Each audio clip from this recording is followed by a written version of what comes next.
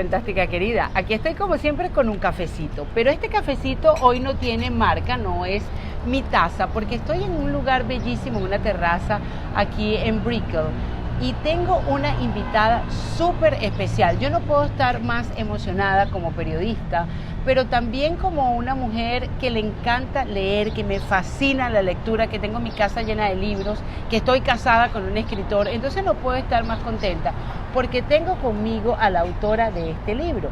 Me está acompañando Julia Navarro con su último libro, que además es la sensación de la Feria de Miami. Estamos grabando en el marco de la Feria de Miami y mientras yo grabo este podcast, ella se prepara para ir a hacer esa presentación justamente en la tarde de hoy. Es El Suceso. Tú no matarás es su obra, pero Julia además me encanta tenerla porque no solamente es una escritora extraordinaria, no, es una cincuentástica como tú, una cincuentástica como yo.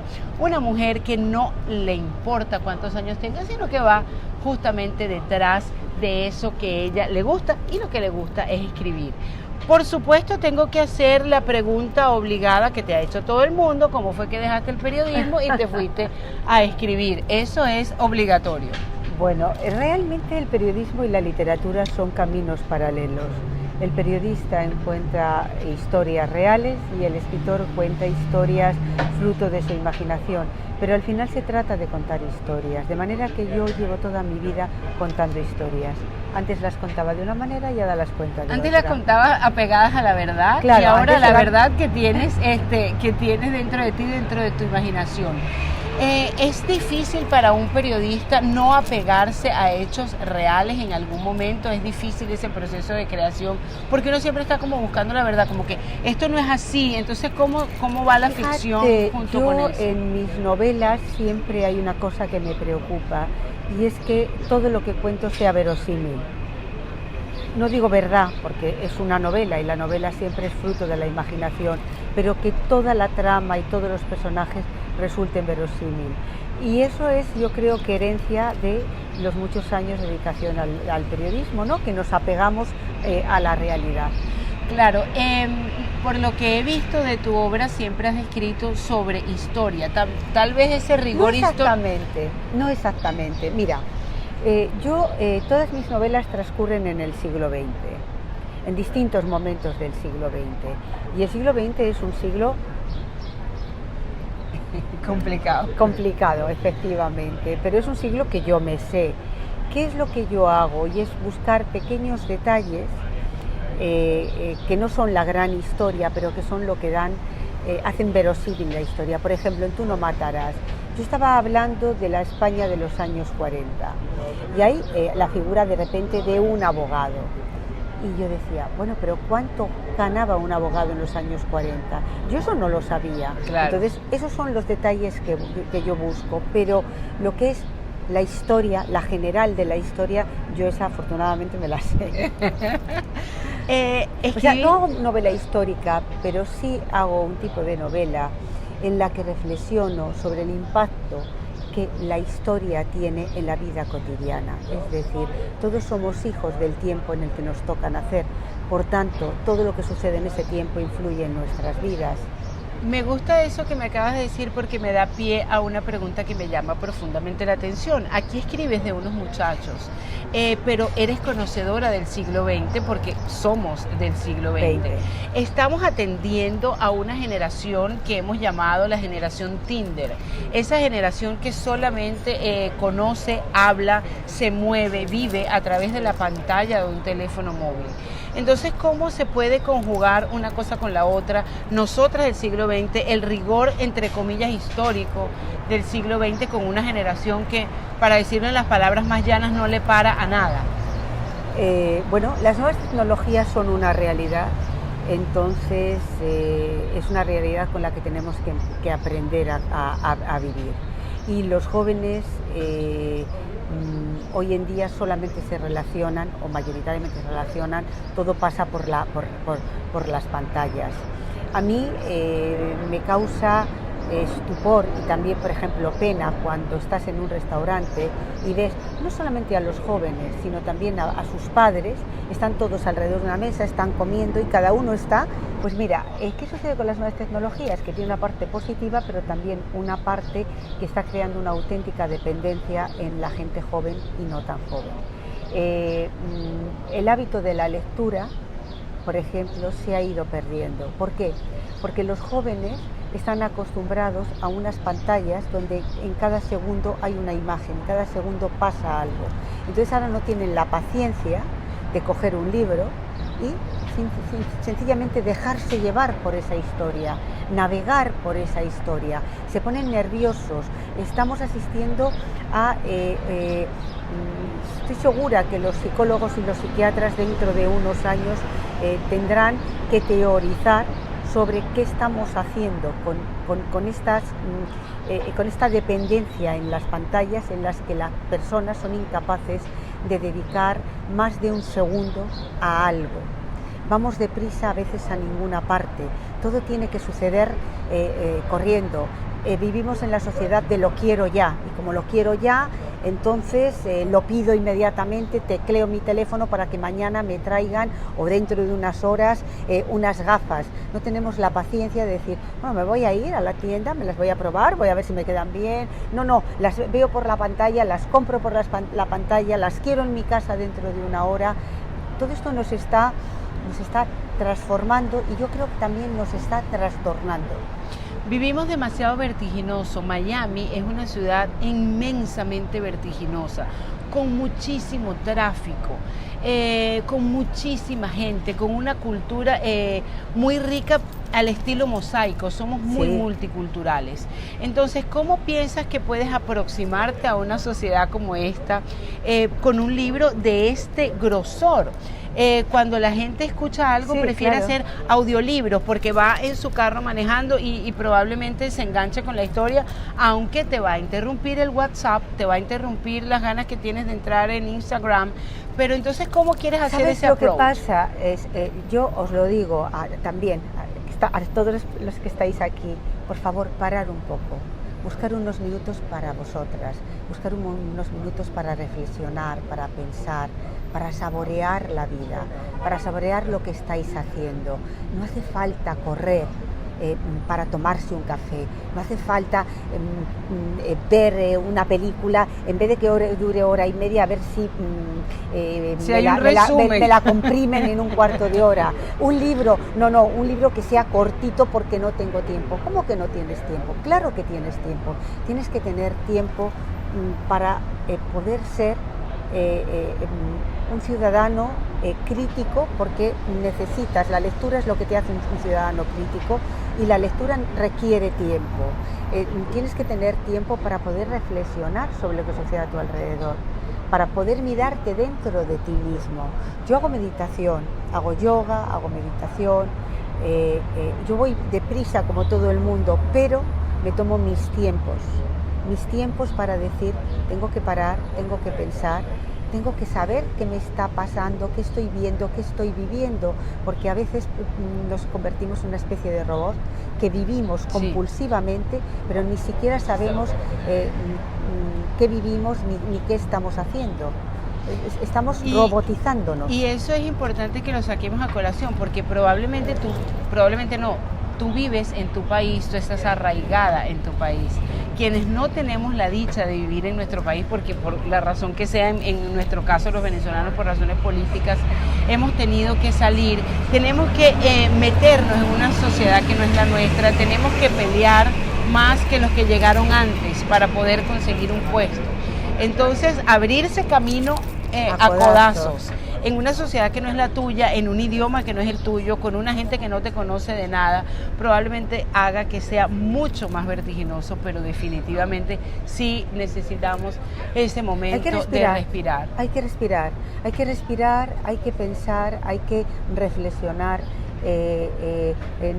decir, no podemos convertirnos en esclavos de las nuevas tecnologías, no podemos convertirnos en esclavos de nadie, tenemos que ser capaz de gestionar nuestra propia vida y nuestro propio tiempo, y gestionar nuestra propia vida y nuestro propio tiempo exige que seamos capaces de parar. De calmar.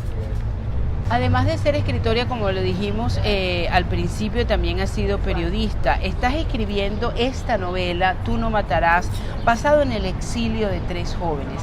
¿Qué le puede decir una escritora que es capaz de hacer este volumen y de escribir esa historia de gente que tiene que exiliarse, a gente de mi país, que ahora estamos regados por todo el mundo, que después de recibirlos a todos, ahora nadie nos quiere recibir?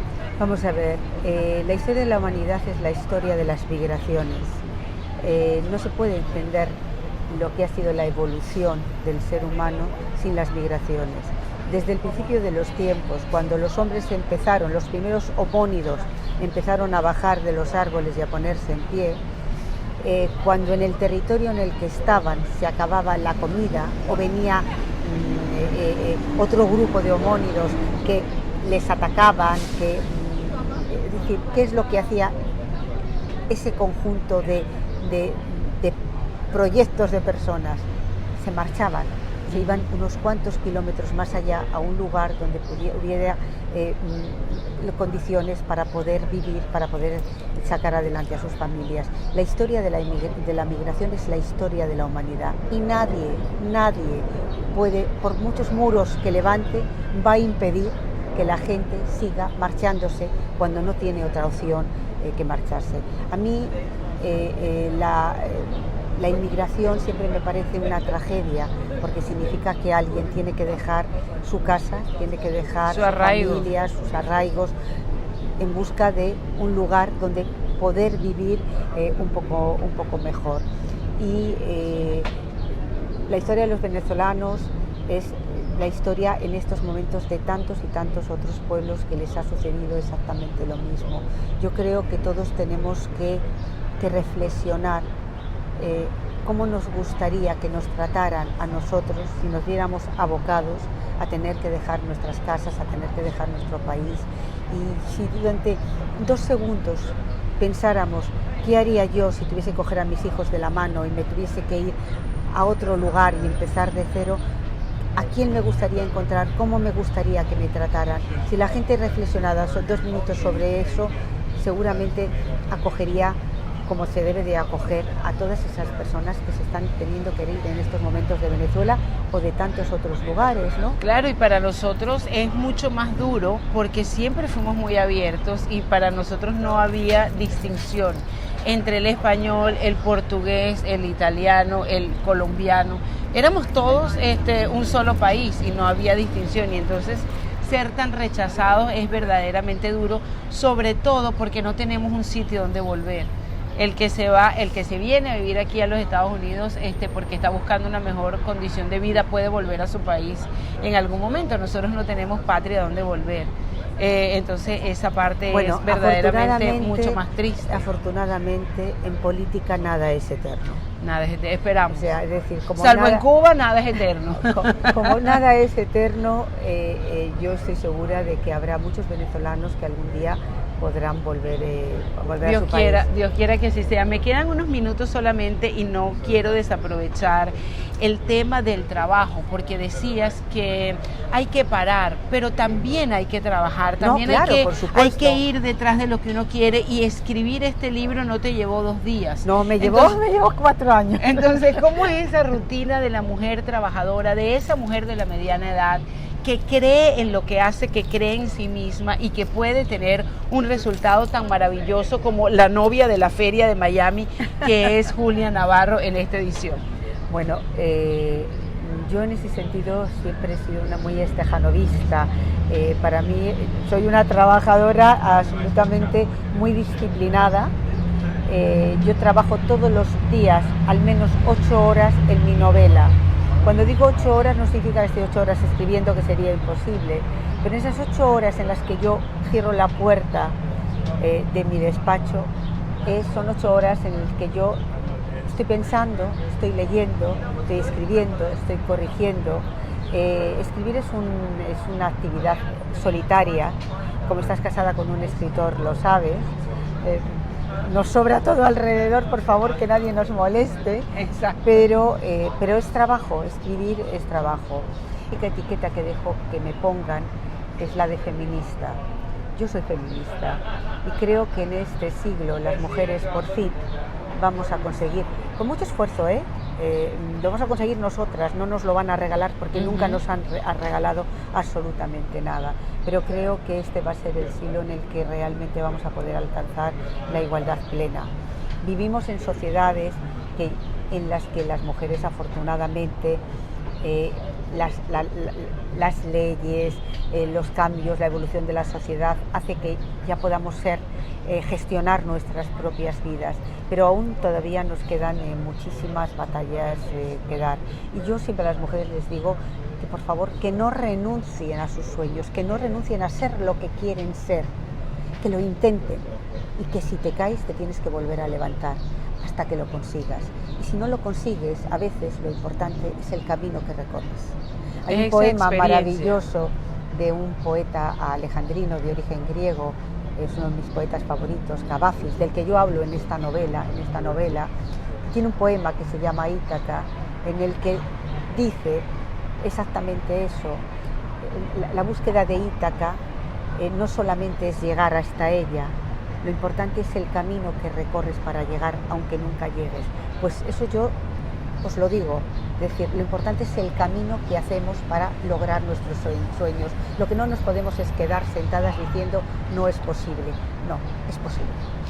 Y no podemos anularnos tampoco. En absoluto. Veo muchas mujeres anuladas en función de los sueños de sus hijos, en función de los sueños de sus maridos, en función de su familia. Ojo, yo no quiero decir con esto que no cuidemos de ellos, que eso no sea una responsabilidad no, es una responsabilidad, pero tiene que ser una responsabilidad compartida. Es decir, los hijos no solamente son nuestros para llevarlos al dentista, al colegio, ir a las reuniones de padre en las escuelas, no, los hijos son de los dos y por tanto la responsabilidad de los hijos es de ambos. Yo tengo una familia y yo tengo un hijo, pero creo que no podemos renunciar a nuestra profesión. Pero también tengo unos libros. Lo que hay que buscar es que la sociedad dote de medios para que las mujeres podamos compaginar la vida familiar y la vida laboral, y que no tengamos que renunciar ni a la una ni a la otra. Y para eso tiene que haber un cambio de mentalidad por parte de los hombres. Un hombre que está trabajando no se le ocurre decir, bueno, hoy me voy a ir antes porque tengo que llevar al niño al dentista. Una mujer hace su trabajo y además es capaz de encontrar tiempo para llevar el niño al dentista. Y además pone una lavadora y le hace la cena. Ellos tienen que aprender a poner la lavadora y también a hacerse la cena. Sí, señor. Muchísimas gracias, me encantó conversar contigo. A ustedes seguimos, porque tenemos muchísimo más de la Feria del Libro, tenemos entrevistas maravillosas y la recomendación, por supuesto, es Tú no matarás, de Julia Navarro. Déjenme en los comentarios aquí abajo. Me encantaría que compartiéramos acerca de este proceso de ser una mujer en una sociedad como esta y en donde también necesitamos hacer, me cansé, porque sí es posible descansar. Gracias. Chao.